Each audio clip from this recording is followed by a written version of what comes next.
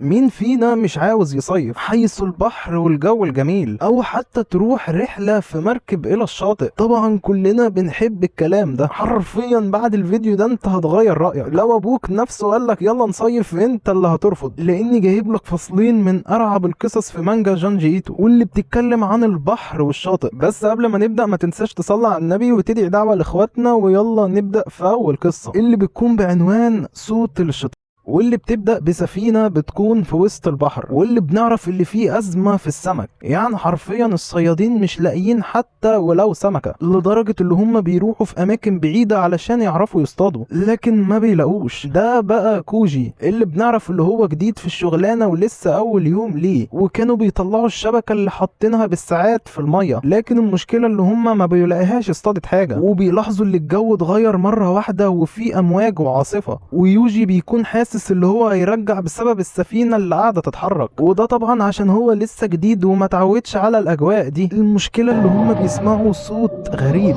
اول مرة يسمعوه في حياتهم. حرفيا صوت بيكون عامل زي بكاء الشيطان. حرفيا ما بيقدروش يستحملوا الصوت المزعج ده. ولحسن الحظ كوجي كان نايم وما سمعش حاجة، وبيجي تاني يوم وكوجي بيصحى على صوتهم وهم فرحانين ان الشبكة اصطادت حاجة. واحد فيهم بيقول له كوجي هو انت هتتفرج؟ تعالى وساعدنا. وهم بيطلعوا الشبكة وفرحانين اللي هي تقيلة، وبيتوقعوا اللي هم اصطادوا سمك كتير. المشكلة اللي كوجي بيلاحظ دراع شخص، وبيطلع شخص كان مشبوك في الشبكة وكان شكله غريب جدا كأنه ميت وهو مصدوم من حاجة. المشكلة اللي هو ما بيكونش لوحده، لا ده بيكون في اشخاص تانية متعلقة في الشبكة، وطبعا كوجي هو الوحيد اللي خد باله منهم، وهم طبعا فرحانين ولا على بالهم حاجة. لكن كوجي بيقول لهم اللي اصطادناه ده مش سمك. فبيبص واحد فيهم وحرفيا بيتصدم، فبيقول للقائد بتاعه ده ما طلعش سمك، ده اشخاص اموات. حرفيا كلهم بيتصدموا وبيزعلوا جدا وما بيكونوش عارفين يتصرفوا ازاي. لكن القبطان بيقول لهم اللي احنا هنرميهم تاني في البحر. وبيجي الليل وكلهم بيكونوا مصدومين من اللي هم شافوه. وواحد فيهم بيقول كل ما نبعد اكتر بنلاقي حاجات غريبة، مرة صوت الشيطان ومرة الناس الاموات. وواحد بيقول لهم لما صحيت النهاردة كان لون البحر احمر مليء بالدم، وده معناه ان هم الاشخاص دولت لسه ميتين جداد لكن بيسمعوا صوت الشيطان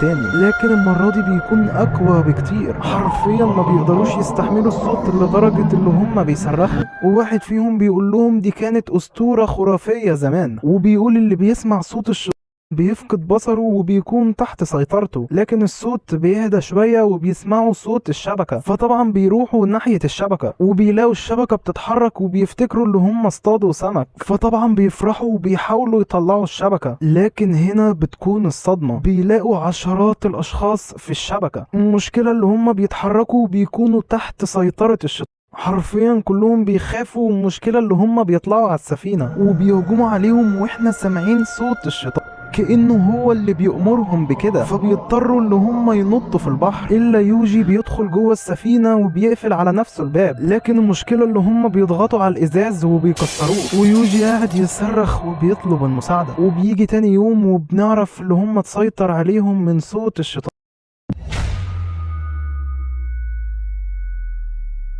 وبتخلص القصة الأولى.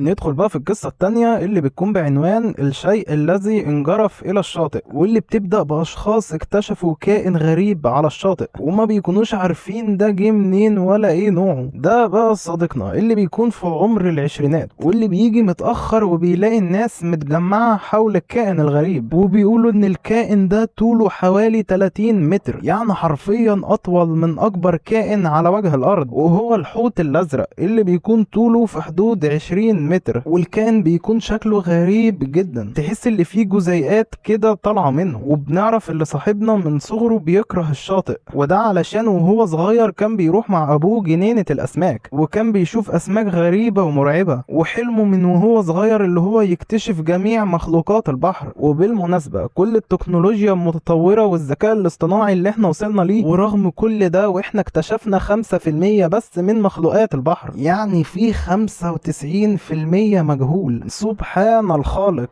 نرجع بقى ليهم اللي بنعرف اللي الموضوع كبر ووصل للعالم كله، وبيجي عالم مشهور علشان يكتشف ايه نوع الكائن ده، وبيلاحظوا ان اجزاء في الوحش بتكون شبه طفيلي غريب، وما بيكونوش عارفين يحددوا نوعه علشان بيكون اول مرة يشوفوا مخلوق بالحجم ده، وبتكون ريحته بدأت تتغير للاوحش. نرجع بقى لصديقنا اللي بيقابل واحدة وكانت دايخة من الشمس، وبيتعرفوا على بعض، وبنعرف اللي هي برضو ما بتحبش المحيط، لكن بتكون جاية هنا علشان البحر بيفكرها بحبيبها اللي مات، اللي بنعرف اللي حبيبها كان من 7 سنين في مركب وغرق، وبتكون زعلانة عليه وبتقول لو هو ما ماتش من الغرق فهو مات من الكائنات الغريبة اللي في البحر. نرجع بقى للكائن الغريب اللي حرفيا بيجي آلاف الأشخاص علشان يتفرجوا عليه، وبيكون في شخصين بيقولوا ان في حاجة غريبة جوه الوحش، وبيكون بني آدمين جوه معدة الوحش، وبيقولوا اللي احنا لازم نخرجهم من معدة الوحش في أسرع وقت، وده علشان الوحش ما يهضمهمش. فبيجيبوا سكينة وبيفتحوا بطن الوحش، وهنا كانت الصدمة. حرفيا بيلاقوا آلاف الأشخاص كانوا جوه معدة الوحش، وبيكونوا لزجين وشكلهم نحيف، وفي أجزاء من أجسامهم شكلها غريبة، والمشكلة اللي هم بيتحركوا. حرفيا كلهم بيتصدموا وبيسألوا ازاي كانوا عايشين جوه معدة الوحش. المشكلة اللي البنت بتلاقي حبيبها اللي غرق من 7 سنين وافتكرته مات، لدرجة ان صاحبنا ما بيصدقش وبيقول لها ازاي انت متأكدة اللي هو؟ فقالت له بالطبع متأكدة، وبتحاول تطمن عليه وتكلمه اي كلمة، لكن هو بيصرخ وتحس اللي هو مش في وعيه. المشكلة اللي كلهم بيصرخوا وبينطلقوا الى الامام، وصاحبنا بيستنتج ان الاشخاص دولت كانوا طوال الوقت عايشين جوه معدة الوحش، بس لسبب ما بيفقدوا الذاكرة وبيكونوا متخلفين عقليا، يعني كأنهم بدأوا الحياة من جديد، حتى نسيوا ازاي يتكلموا. وصاحبنا بيقول يا ترى الاشخاص دولت شافوا مخلوقات عاملة ازاي وهم جوه معدة الوحش، وطبعا علشان الوحش كان جوه اعماق المحيط.